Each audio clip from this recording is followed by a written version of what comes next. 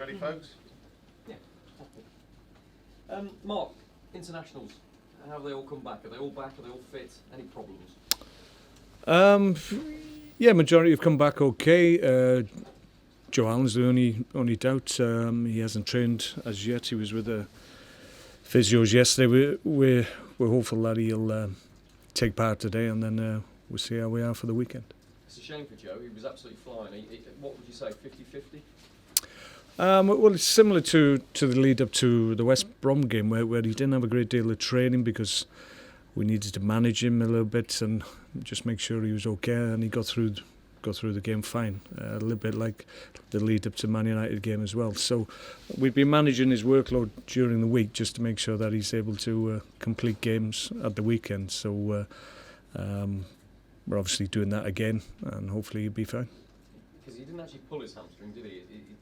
No, he gets discomfort and it tightens up and it just inhibits him. He's not able to continue and he needs to come off. But it's a little bit of, it's probably due to the workload that he's put in. He's had a busy summer playing football as well, and he's actually playing week in, week out, which he hasn't done for a number of seasons as well. So in terms of his workload, and you see the type of player he is and the effort and energy he puts into his game, then obviously his workload's increased markedly this year in comparison to other recent years. So we just need to be a little bit careful with him. Marko Arnautovic got a couple of goals for Austria. Mm-hmm. He hasn't scored for you yet this season. I wonder whether that's a boost he needs, because he looked really, really impressive for his country. Yeah, looked really sharp. In fairness, he's done well this year as well without making that mark in terms of goal scoring, but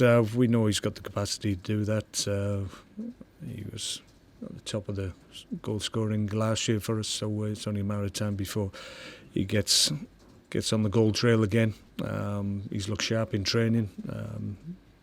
It's a case of making sure we get him in the right areas, giving him the right service, and when he's in those situations, then more often than not he finishes. I read in the local paper that Boyan met the Pope this week. Did you see that? Yeah, went over to Rome. He had an invitation to play in a charity match, and it was something that he wanted to do, clearly. So we allowed him to go, and he enjoyed it, scored a goal. Very good goal, actually, I saw it. So he came back really enthused and delighted that he was able to meet the Pope. You might have some extra help this weekend from on high. I'm not sure about that. There's probably a lot of people asking for help. So no, we just got to get about and do our jobs,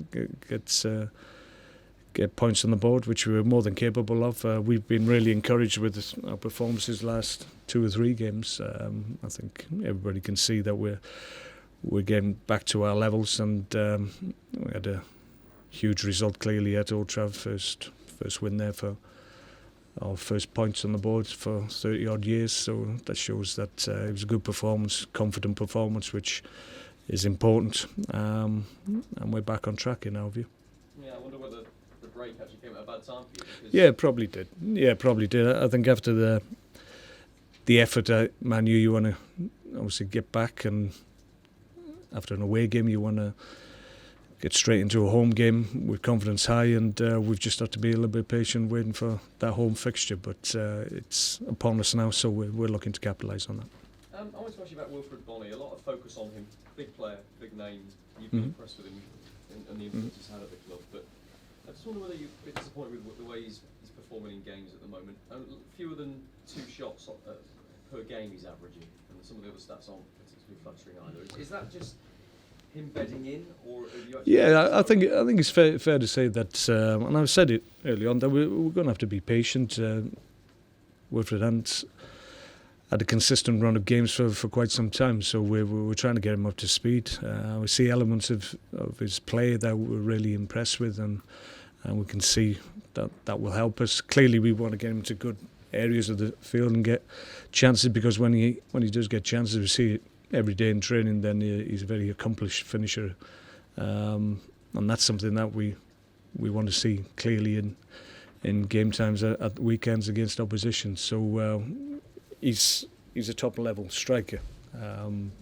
but he just needs to get off and running. I think certainly against Man United, we felt his hold of play improved markedly, and he's bringing people into the game, which is something that we probably lacked.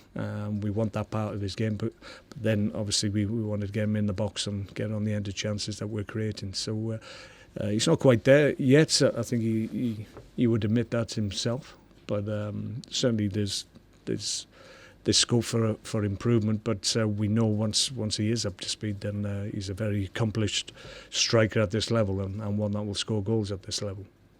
There's another sort of strange stat that I saw last couple of days. It said you haven't had an assist yet. None of your players have had an assist. The 5 goals you've scored have not had an official assist. It's a statistical anomaly. That's the point. But I wonder, with the creativity in the side, it's a little bit disappointing. You've got so many quality players there. Well, we probably assist is only assist if it's converted. It's not a case that we're not creating chances. I think against Hull we had something like 20 odd shots. Against Man United at Old Trafford, I think we had 6 or 7 shots on target. So it shows that the creativity is there. We just got to convert them, and that's probably more the key.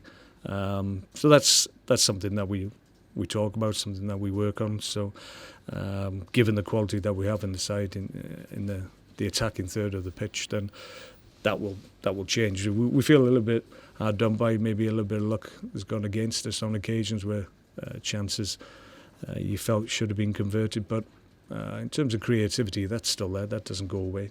It's just a case of converting chances when we create them. Referees is another thing I've been looking at. We've had time. Can you tell about time on my hands? You've been away for the break, haven't you? But I think you'd be interested in this. In fairness, the local paper's done a lot on this. You're the most fouled team in the Premier League. That might surprise a few, would it? Well, yeah, exactly. No. And more fouled than Real Madrid. Right. And yet you're 6th in the Premier League for the number of yellow cards that have been given out, but only 12th in the Premier League for the number of fouls you've committed. You following all of that? Does that make sense? Yeah. No, I know exactly what you're saying. Yeah. I agree. Yeah, well, it's a bit strange, isn't it? It is strange.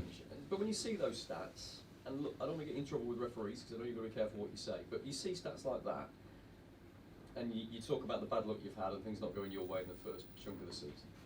It adds up, doesn't it? Yeah, it's all elements that affect whether you win, lose or draw, and I think sometimes we feel maybe our reputation goes before us to a certain extent, which so we've been here 3 years, and I don't think our reputation in terms of how we go about business, I think most people feel that we've changed in our approach, and we have, but maybe there's still that subconscious thing in terms of referees and where they referee us, that maybe they feel they have to give early yellow cards just to calm Stoke City players down and make it easier for them to referee. I don't know. It may be part of that. You'd have to ask the referees, but or maybe they're just blatant fouls that they feel that merit yellow cards. I have a view on that. I don't think that's the case, but yeah, I think if we've got experienced referees who've refereed Stoke games for a long time now, so sometimes those thoughts are a little bit difficult to keep at the back of the mind. Big old game, this, isn't it? Bottom 2 in the Premier League. All right, very early days, but in terms of your confidence, in terms of the mood around the place, the mood around the supporters, is this one must win? It's one we'd need to win.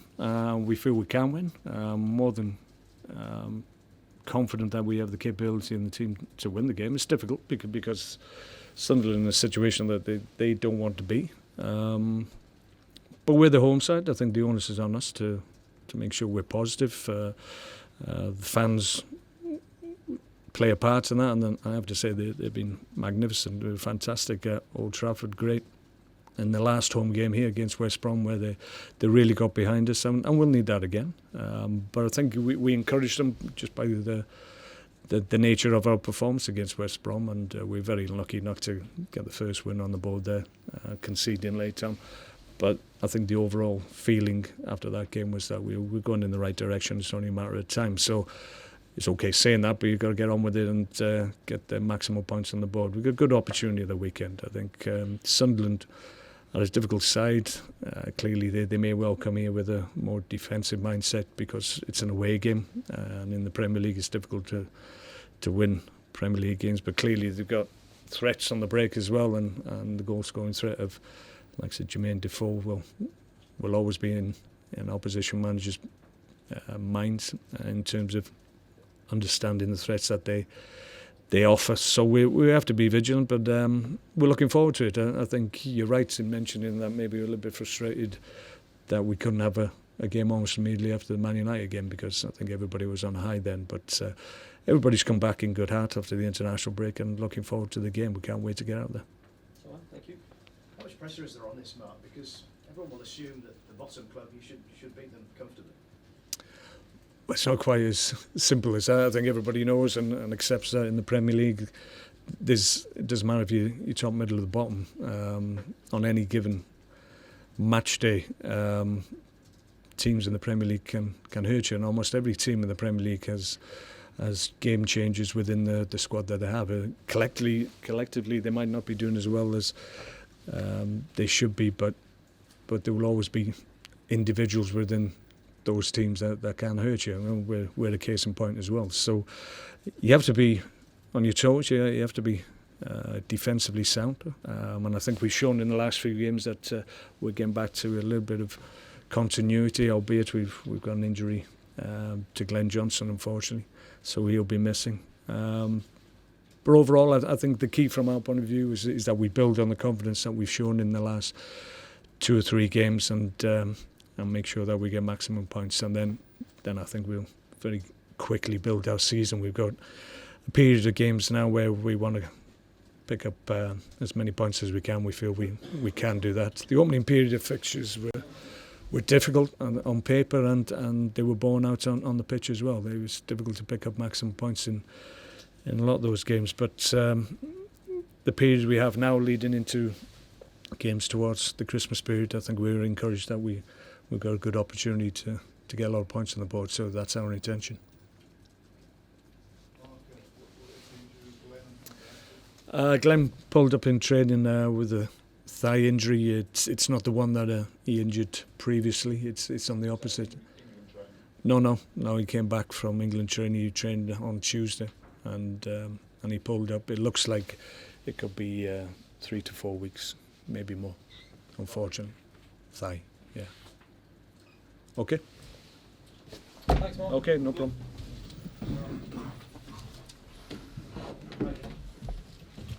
All right.